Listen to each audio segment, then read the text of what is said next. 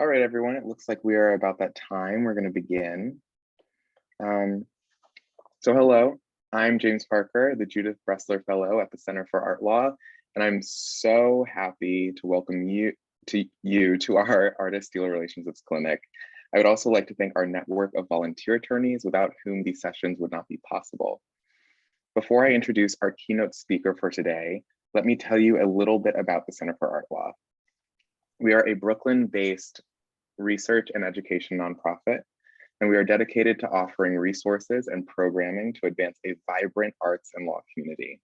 Through our website, newsletter, and events, we share information and keep our audience updated on art law-related news, programs, cases, publications, and a lot more. We also hold clinical events such as ours today to connect artists and art professionals together to guide them in certain areas of the law. I would encourage you to take a look at our website, subscribe to our newsletter, and consider becoming a premium member to access recordings and materials of our past events. We have a few upcoming events: a workshop on fan art and fair use, an art law lunch talk entitled ABCs of Art Law, B is for Blockchain, a primer on artist trusts, part 2, and a legacy and estate planning clinic. A few housekeeping items. The keynote presentation is being recorded for archival purposes. To those of you who have registered for the consultation sessions, we will begin at 6 p.m. and assign breakout rooms for the sessions. After the event, we will be sending across a handbook for the clinic that contains resources on artist-dealer relationships, art contracts, and more, and the bios of the professionals who are with us today, along with the recording of the keynote session. If you have any questions during the presentation, please feel free to post them in the chat box below. Now, finally, let me introduce our keynote speaker for today, Dan Weiner. Dan Weiner chairs the litigation department at Hughes, Hubbard, and Reed, LLP, a 220 lawyer international law firm with offices in New York City, Washington, Miami, Los Angeles, Kansas City, Paris, and Tokyo. A partner at the firm since 1993, Dan leads his firm's art law practice and has been recognized by chambers and other legal publications as one of the country's leading art lawyers. Among other clients, Dan has represented Christie's, Sotheby's, and Phillips auction houses, museums including the Brooklyn Museum, the Queens Museum, and the Guggenheim, art galleries including Hauser and Wirth, and Canada Gallery, art advisors and consultants, wealthy art collectors, buyers and sellers of art, and last but certainly not least, working artists. And with that, I will let Dan begin his presentation. Dan, welcome. Thank you so much for joining us. Sure. James, can you hear me okay? Yes, I can. I will share my screen and allow you to begin your presentation. One second. And as you're doing that, I'll say that the picture you held up, what changed between that picture now is I have 3 teenagers, so my hair has turned white from having to deal with them. So other than that, what I want to do today, and I plan to talk for about 20 or 25 minutes. What I want to do today is talk about the relationship between artists and their dealers. You know, art dealers and artists. You often hear that, and you hear art dealers say it, that look, when talking to artists, that we're in this together, right? That the better that I do for you, the better that you do. Or the more that I sell, the more money that you make. And you will sometimes hear art dealers say, look, why do we need a written agreement? Look, this is a relationship built on trust. I've known you, I recognize your talent. We don't need no stinking agreement. And so let the lawyers tell you, you absolutely do need an agreement. And I think the opening slide we looked at talked about the importance of having what we'll call a consignment agreement, that you consign, that is, you give your artwork to the dealer to sell. So there should be no time that anyone watching this should ever think it's okay not to have a written agreement. We're not talking about 40 pages single spaced. It could be, you know, written on a napkin, although I prefer something more, you know, that lasts longer than a napkin. But you need a written agreement. But and let's go to the second slide, James. What you have to think about is whether you and the art dealer, your art gallery, your art dealer who's selling your work, are you really united in interest? Is it really true that that whatever they do is good for you, whatever you do is good for them. And I put up some questions here to kind of drive home the point that the truth is your art dealer doesn't always have the same motivation as you do. Sure, look, when they sell your work, you each make money, right? That's the idea of commercial sale, right? You get some, they get some. The more they sell, the more you get, the more they get. But let's talk about their motivations. And you kind of know that the art dealer has someone else besides you, the artist, to please, right? He or she has got clients, right? They have people that come in and say, look, I can help you find young artists. I can help you find people who are up and coming. You can get in on the ground floor. I want to give you a special deal.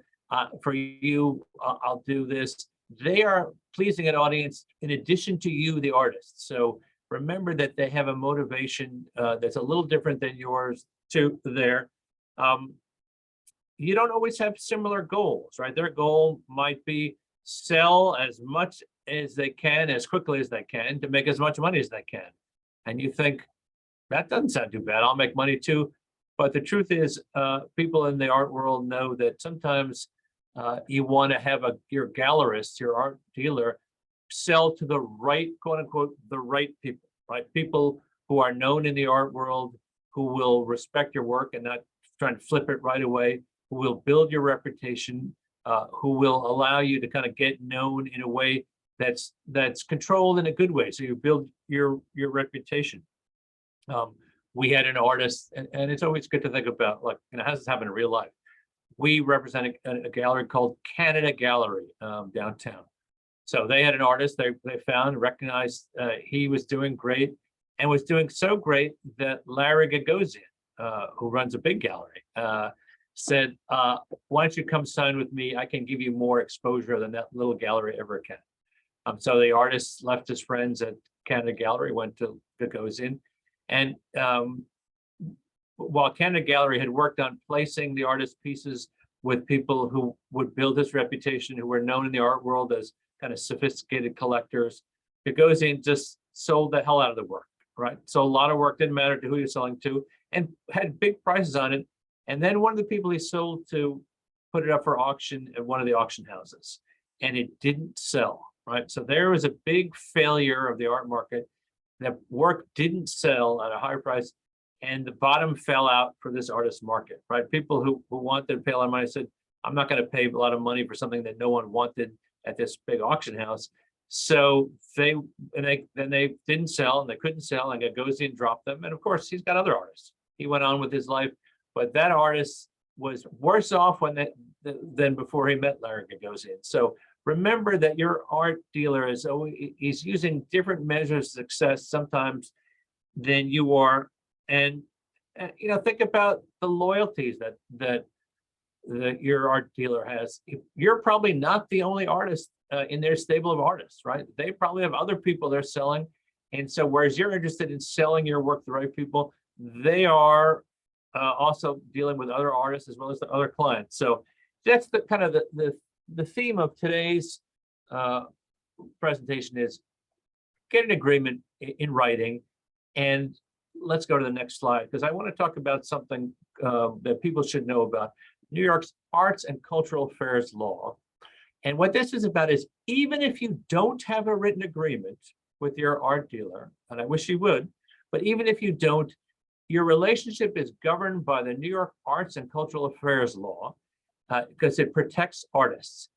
And even if you do have an agreement in writing, it can't violate the terms of this law. Sometimes it's called a statute, right? So you should know about this law, and that's what the next 17 minutes are about. Let's find out about what New York Arts and Cultural Affairs law provides, because look, artists and art dealers have a symbiotic relationship, which should be based on trust and mutual respect. But as we've talked about, their interests are not always in sync, and issues can arise during the course of the relationship that put you guys, you know, at cross purposes. So one, you look at the agreement, and two, you know, even if you don't have an agreement, a consignment agreement, you know what this law provides. And so let's talk about that. So we're under the Arts and Cultural Affairs law, it covers artists. And we put up on the screen who counts as an artist. You have to be the creator of a work of fine art. or in the case of multiples, the person who conceived or created the image, which is contained or which constitutes the master from which the individual print was made. That's what counts as an artist, who is an art merchant or an art dealer under the law. And there we've kind of broken it down into, it's a person who is in the business of dealing exclusively or non-exclusively in works of fine art or multiples, or a person who by his or her occupation holds himself or herself out as having knowledge or skill peculiar to such works of art, or to whom such knowledge or skill may be attributed by his or her employment of an agent or other intermediary who by his or her occupation holds herself out as having such knowledge or skill. It's a long way of saying you kind of know who an art dealer is. They got a sign that says art gallery. They're an art dealer or an art merchant. But sometimes people don't realize you don't have to have a brick and mortar storefront to be an art merchant. It also covers the auction houses, Phillips, Christie, Sotheby's, and smaller ones who sell works at public auction. And remember that for the terms of this law, a person, it doesn't have to be just a live person. It could be someone who's an individual or a partnership or a corporation or association or any other group, however organized.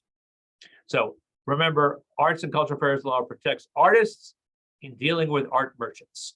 All right, let's go to the next slide, James, if you don't, and we'll talk about the guts of the law, which is Article 12. It governs the relationship between artists and art merchants. And remember, your written agreement with the art dealer can't violate this law. If it does, your written agreement doesn't count, and this law governs. So look, what does it say? An artist's delivery of artwork to an art merchant for exhibition and or sale creates a consigner-consignee relationship. As the artist, you're the consignor, you give the work, they receive it, they're the consignee. And let's talk about what that means. The relationship of consignor or consignee is automatic, regardless of whether there's a written or oral agreement to consign the work. The relationship applies to the artists and your successors and interests as well, including your personal representatives or people who inherit from you under a will or otherwise. When you give something on consignment, it means that the person you consign it to, the art dealer, has no title to or right to possession or ownership of the work of fine art or the multiple, and that's superior to yours, right? So you're the owner of the work. The art merchant is considered your agent, and it holds the artwork as trust property for the benefit of the artist. And even where the art merchant bought the artwork for his or her own account, the artwork remains your property until you get paid in full by the art dealer. And that sometimes happens. Look, someone walks into the gallery and sees something on the wall and says, I love that, I got to have that. How much is it? And the art dealer says, well, let's see, I think I could sell this for $100,000 to this guy, but I'll tell the artist, I bought it for them I'll buy it for the artist like right now for 50,000, right? I buy it from the artist for 50,000, walk in the next room, sell it for 100,000. And you're like happy because you've got like you're part of the 50,000. And you didn't know, you just got screwed because the art dealer found someone who could buy it. The truth is they can't do that quick flip. They've got to pay you in full before they own it, right? They've got to pay you in full, even if they say they're buying it. And proceeds from the sale of the artwork are called trust funds, which are held by the art merchant for the benefit of the artist. And consignment does not give the art dealer any ownership rights. Even under the law, an art merchant's financial investment in an artist's work doesn't transform an otherwise valid consignment into an outright sale. At the end of this, we're going to talk about a case where an artist and art gallery fought just about that. The art gallery invested in the work, but didn't buy particular works, and the court said, no, that artwork still belonged to the artist. What is this about trust funds and trust property? Why is that important? The reason it's important is because sometimes art dealers go bankrupt, right? They go belly up, and the creditors come in and they grab everything they can. They grab the desk, they grab the typewriter, they grab the computer, they grab everything there is, and they see your artwork sitting there, and they say, I'm going to grab that because that darn art dealer owes me money. And the important thing is, since the art dealer holds your property in trust for you, it's not his property or her property. So the people are trying to satisfy their debts against that can't grab it. They can't claim it. You're protected from art dealers who stretch themselves too thin and owe money to people. And when people come around to collect it, they can't grab your artwork. So the art and the sale proceeds from the art are never considered the art merchant's property and are not accessible to the art merchant's creditors. Even if the art merchant goes bankrupt, the consigned artworks will not constitute the property of the art merchant's bankrupt estate. Another thing the law does, it establishes this consignor or consignee relationship is something called the fiduciary relationship. That to the lawyers means a lot to you. It should mean a fiduciary owes you a special duty of care and loyalty. Like when I go into, buy a pizza, and I buy a pizza from the guy at the pizza, he doesn't owe me any duty of loyalty or care. We're just an arm's length transaction. But your art dealer owes you a fiduciary duty.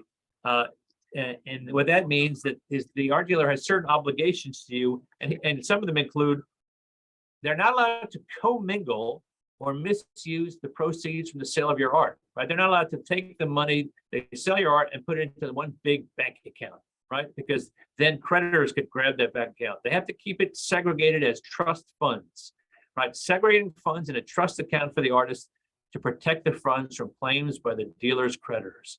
And the art dealer is saying, are you kidding me? I have 10 artists. I gotta have 10 different accounts. Yes, you do. You're not allowed to commingle your funds or the funds of other artists with this artist, because it's got to be kept in a way that no one who's coming after the art dealer can grab onto it. What else does the fiduciary duty mean? You have to pay artists their share of the sale proceeds on demand, right? Let's say your consignment agreement says you have a 50-50 split with the art dealer, and then you come in and you say, look, you know what, I want my 50%, and the art dealer says, well, no, look, you know what, I need the money now because we're going to put on a big show. We got a lot of big expense, and I'll pay you next month or next. You say, no, the art is cultural affairs law says you got to pay me now, and I want my money right now. And they also have to, under the law, provide you with an accounting of sales of your art, right? So accounting means they have to list everything they sold, including the supporting documents, the sale price, the name and address of the purchaser. You come in, they say, well, I see you sold my painting. Who'd you sell it to? And they say, well, you don't really need to know that. Well, how much you get for it? Nah, you don't need to know that. Here's your half. No. You say the law allows me to say the name and address of the purchaser because I'm going to want to check with them. Because you told me that they paid $50,000 for it. I'm going to call them up and say, how much you pay for that? And when they say 100,000, that's not so good for the art dealer. So again, it gives you the ability to check up on them. Look, we're talking about relationships of trust and confidence, but it gives you the ability to say, I want an accounting because I'm not so sure that I'm being told the truth. I need to know what you sold, when you sold it, give me the underlying document, tell me the sale price, give me the name and address of the purchaser. And the law allows you to get that. Again, the law comes out of unscrupulous dealers. Most art dealers in the world are not unscrupulous, but sometimes even good people get a case of the shorts, right? And they start to look for a way to grab money that isn't theirs and get into trouble. Before he went to prison, no one thought Larry Salander O'Reilly Art Gallery was a bad guy. He sold work that wasn't his. He commingled funds. So you have to be on the lookout. Unlike the movies, the bad guys don't always get identified by that scary music that plays when they walk in the room. They look like the rest of us. And this gives you some protection to know what's being sold of yours and what you're entitled to get. James, let's go to the next slide. All right, what happens to the art merchant if they fail to do this? If they don't treat that property as trust property or segregate the trust funds in accordance with their duties. So that's a violation of law, and it subjects the art merchant to criminal penalties. Well, that'll sharpen people's attention. When you tell them what you did could send you to jail, people start to pay attention, say, oh, you know what? The money that I owe you, I found it right here. Here it is, and here's your, sorry, very sorry to go trouble. So it helps you to say, look, you know what? This is no joke. And I'm not joking, because if you don't do what you need to do, which is give me my money or give me my artwork, I'm going to report you to the police. Or it could result in something called civil liability. Sorry, that's misspelled. It should be liability. And what that means is you can sue the art dealer in court. Okay. Well, people say, well, that's great. I can sue them in court unless I can use volunteer lawyers to the art. I got to have a lot of money in my pocket to pay for a lawyer. Well, one of the things that you see it under the word remedies there is if you win, you can get your attorney's fees, costs, and expenses back. And that's different than the usual rule. The usual rule in the US, unlike England and other places, is the loser doesn't pay, right? So if you get your gallery in a lawsuit and you win and they have to pay what you don't get your attorney's fees. You have to eat those. Except under this law, that's different. Now you can also get your attorney's fees back. And that's another reason for them to want to give you what you want, because if they lose, they're going to have to pay not only for their attorney, but for yours as well. Under the heading waiver, you cannot waive, that means give up any rights or obligations provided by the law, except for one provision, that provision about segregating the trust funds. You can, if you make it clear, it has to be a clear, conspicuous in writing, using words that's clearly and specifically say, I waive my right to have you have separate accounts. That you can do.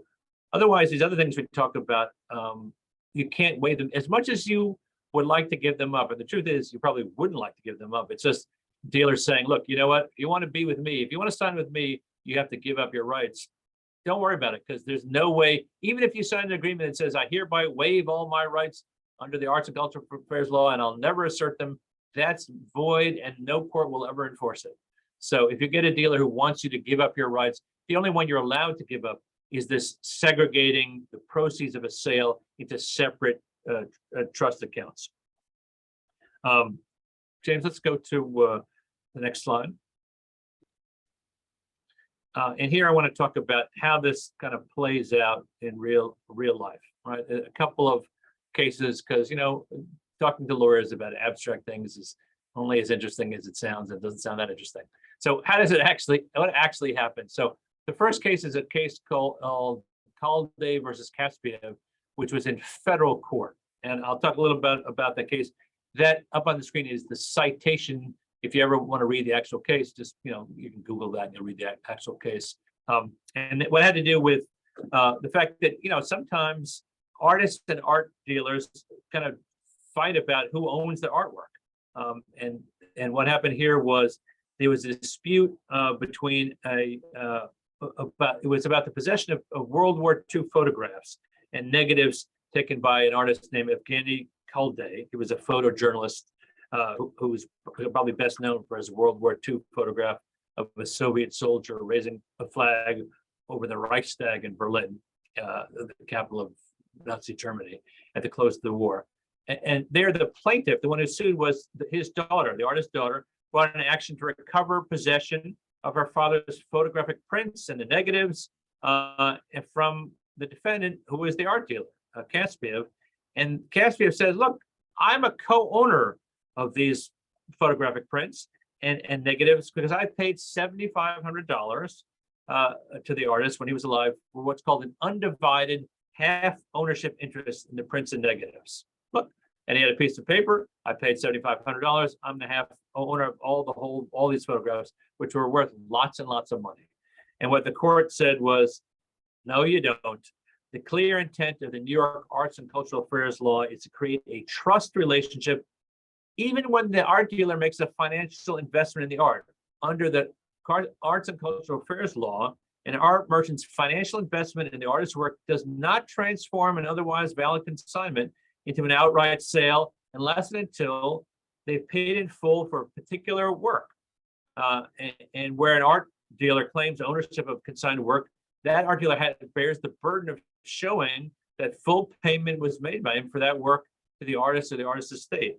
And here, where the artist's, the dealer's payment of $7,500 was not a payment in full for any specific print or set of prints, but rather purchase of a half interest in the undivided collection of prints. The court held that defendant was a consignee rather than a co-owner, and the prints remained the plaintiff's property, and that so she could get them all, he had to give them all to her, and he had to count her for any ones that were missing. And that was a lot of money. So that's kind of an example of ownership dispute. One other dispute you can often see is, what duties do I owe to the artist? And if those of you know the caricaturist Al Hirschfeld, here was the case in state court, and again, this is only a few years old, from 2000, where a consignor or consignee relationship exists. The art merchant is considered the artist's agent and owes a fiduciary duty to the artist. As an agent, the art merchant is bound to act in the best interest of the artist in accordance with the artist's reasonable instructions. So you as the artist, if you give reasonable instructions to your gallery, they have to follow them as your as part of their fiduciary duty. And in this case, Hirschfeld sued his gallery, and he sought an injunction, and he said that they refused to follow his instructions regarding disposition of his artwork, refused to return drawings to him when he asked for them. They sought to prevent 2 retrospectives of his work, in part due to their personal animosity towards someone involved in one of the exhibitions, and that they refused to provide him documents and records concerning his artworks.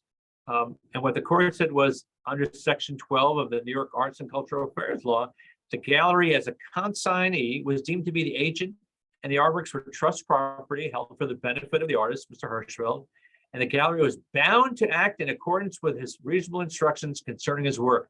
And the gallery was not acting in his best interest by blocking his exhibitions, by not giving him the records he wanted, and that he was entitled to full and complete accounting of all his works and a full accounting of all the sales he'd done. And that cost the gallery a lot of money. So knowing this law is protection for you. Know it's out there. So even if you don't have an agreement, you're protected by this law, but get an agreement, because it doesn't cover everything. And when you do get an agreement, realize that what the law is kind of trumps, not that Trump, but a better Trump. It trumps what the agreement says. And that New York in particular, California as well, but New York in particular protects artists through the Arts and Cultural Affairs Law. So James, that's my presentation. Hopefully people haven't fallen asleep, but again, it's a good thing to know about as an artist. Dan, thank you so much for that lovely presentation. I learned so much, and I know that our audience has also learned a ton. So I would love to open it up to any questions to our audience. Are there any questions out there? I know I have a bunch, actually.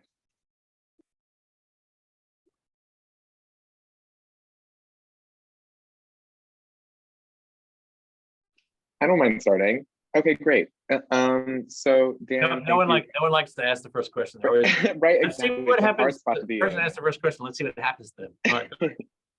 So Dan, from your presentation, I'm gathering that the New York Cultural Affairs Law seems to favor artists over dealers, or maybe skew a little bit towards artists. Like, how do we get there, and why is that? It's a big way, because the power dynamic is the artists, especially artists who are starting out. And look, there are plenty of artists who have plenty of power and clout, and the law is not so worried about them being taken advantage of, because they can hire lawyers and they have sophisticated help. It's really more for the young up and coming artists, and the power dynamic was so skewed and artists were getting so screwed that this law was put in effect. It definitely favors the artist. Amazing. So it seems as though New York, or I guess maybe even like states around the country, have seen like the disproportionate power dynamic between artists and gallerists.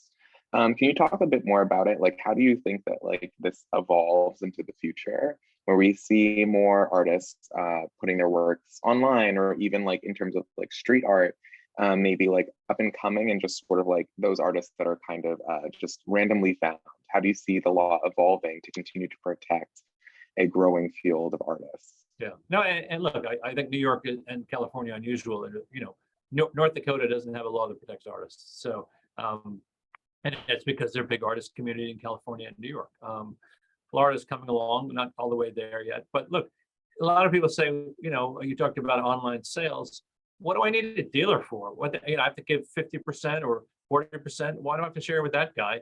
I can sell it myself. And some people can, and some people can't, right? Again, sometimes the dealer is the gateway to group of clients that you wouldn't have access to otherwise. They won't look at your work unless X Gallery promotes it, right? Because they know that X Gallery has a good eye for spotting talent, a good eye for spotting people who are going to be around for a little bit. And so, you know, again, online sales work to some extent, but they're never going to replace art dealers who have the ability to reach an audience of people with a lot of money in their wallets who otherwise wouldn't look at your artwork, because they use the gallery as an arbiter of who's in and who's not. You know, the way that the law will evolve, you know, it's hard to say, but look, again, I don't think 50 years ago people would have predicted this law. You know, people think, look, let everyone take care of themselves, right? You know, and you're an adult, you can read English. If you have an agreement with your art dealer, then let the chips fall where they may. I think unless everyone gets a lot nicer or humans become a lot kinder to each other, I think you're going to see art dealers still trying to take advantage of artists. And sometimes even when they don't, right, they get stretched a little thin, right? They see something they want to do, they don't have the funds to do it, and they see the money sitting in their account. And they justify and say, well, you know, I'll pay the artist back when I get it. And everyone will be happy. As I said, there's not bad people. There's an impulse to, when you get money in, not to pay it out right away. And if you get stretched too thin and like things take a downturn, like a lot of galleries closed their door during COVID because they couldn't pay like the electric bill. And then creditors come in, it protects the artist because their property doesn't get swept up in the bankruptcy, right? It's clear it doesn't belong to the art dealer. So there it's not anti-dealer, it's more protecting the artist. So hopefully the trend continues. But you know, again, you know, we all watched the election last night. Luckily, the forces of evil and darkness didn't do as well as we thought they might. So, but you never know. You never know what's going to happen. Amazing. Thank you so much for that, Dan. So we have a couple of questions coming in from our audience. The first comes from DeAndre, and it reads, as an emerging dealer, I'd love to know whether or not it is necessary to have a final sale agreement with the collector. What should be included and which laws govern the transaction between dealer and merchant? Wait, the last one, between dealer and merchant? Yeah, I think it must mean dealer and artist, potentially. Yeah, I think probably between.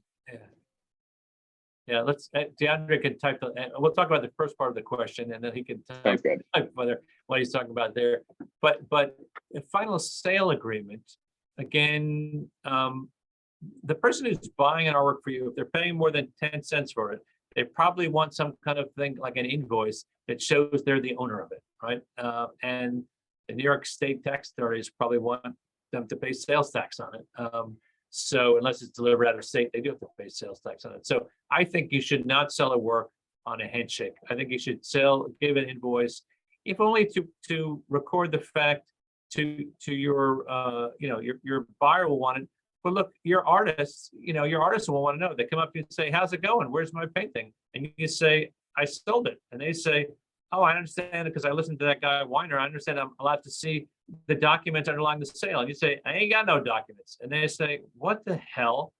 I want to know who you sold it to. And I want to know how much you sold it for. And I want to know what they paid for it. And look, if you have a good memory, you can remember all that stuff. But if you don't have that great a memory, why don't you write it down? And if you're going to write it down, why don't you write it down on a piece of paper and give it to the buyer and call it an invoice? Because that's how the world works. Do an invoice for a sale. Yeah, and sometimes people like to put conditions. You'll see many dealers now, they tell the buyers, you can buy this work, I don't want you to sell it in the next 3 years, right? That's a whole nother presentation about whether those are enforceable. But you see those more and more as people try and cultivate and control the reputation of artists, and they don't want quick flippers, right? Someone who puts it up, and what happened to the artists we talked about before, they don't want it, they want to make sure it's not just turn around, someone else resells it. They'll put restrictions on resale on the invoice. Again, question about whether that's enforceable, and we can talk about that in another time, but put stuff in writing, do an invoice, DeAndre. All right, do we get a clarification on the back end of this question? We did. So that last part reads, what should be included and which laws, hold on, And which laws govern the transaction between dealer and collector? All right, so where you sell it will govern the sale. So if you sell it at your gallery or your house in New York law is going to govern. If you're at an art fair, if you're at Art Basel at the end of this month and sell in Florida law is going to govern. It's where the sale takes place is going to govern. I mean, that's true 95% of the time. So you have some complicated structure and you're using the Geneva Freeport, nobody needs, that it's more complicated. Most of the time it'll be where you do the sale. The big issue often is where the seller takes possession of the work. If they take possession in New York, they're going to be paying what's New York sales tax? 8.75%. A lot of people don't want to pay that. So they say, ship it to me up in Florida or Maine or someplace that has no sales tax. Be careful with that. You sell Larry Gagosian had trouble with the law, and other people had trouble with the law, and some people went to prison because they worked with their buyers to avoid sales tax. Make sure you know the law about whether you have to collect sales tax. You do if the transfer of possession takes place in New York. If the buyer sends his shipper, like FedEx, to pick it up, transfer has taken place in New York, you got to pay New York sales tax. If you ship it, you use your shipper to ship it to them in Maine or Florida, then you don't have to pay New York sales tax. There's something called use tax you have to pay. But again, just a long-winded way of saying where you sell it is going to govern, and make sure you know the law about when you have to pay and collect sales tax from your buyer. Amazing. Thank you for that, Dan. And last question for tonight. This one comes from Maureen, and she writes, is New York's new art law comparable to the UK's protections for artist rights? And she continues, for example, in the UK, the artist is paid 4% on gallery or auction transactions throughout their lifetime at all levels of pricing. Is this true? So to compare the two, I have to know completely about UK law, which I don't. I barely know about US law. But one thing that UK has, what you just mentioned, something called resale royalties, right? And the US artists are struggled to get those. California has resale royalties, but it's very limited. The auction houses successfully challenged the California law, so it only applies to sales that take place in California of California artists' work to California residents. The idea of resale royalties is to say, look, when my work is resold and resold for lots and lots of money, why shouldn't I get a piece of that? Why shouldn't I get some of that? And that concept, which is recognized in Europe, is not recognized here. As I said, California has it. It was very restricted when the auction houses kind of beat it back a few years ago. But that's a big difference between us and European law. There's always an effort to get a federal resale royalty act passed, and maybe when the artists have more clout, it'll finally get over the hump. Amazing. Thank you so much, Dan, for your presentation. I think that is all the time we have for questions tonight. Yeah, amazing. So thank you so much. And to our audience, maybe like a round of applause, virtual round of applause for Dan. Thanks, there everybody. We go. Okay. Thank you so much, Dan. My pleasure. We will be in touch. Thank you so much. Thanks. And to everyone else in the audience, we will begin our pairings for our consultations. So if you are scheduled for the 6:05 consult, I'm talking to specifically Catherine and Maureen.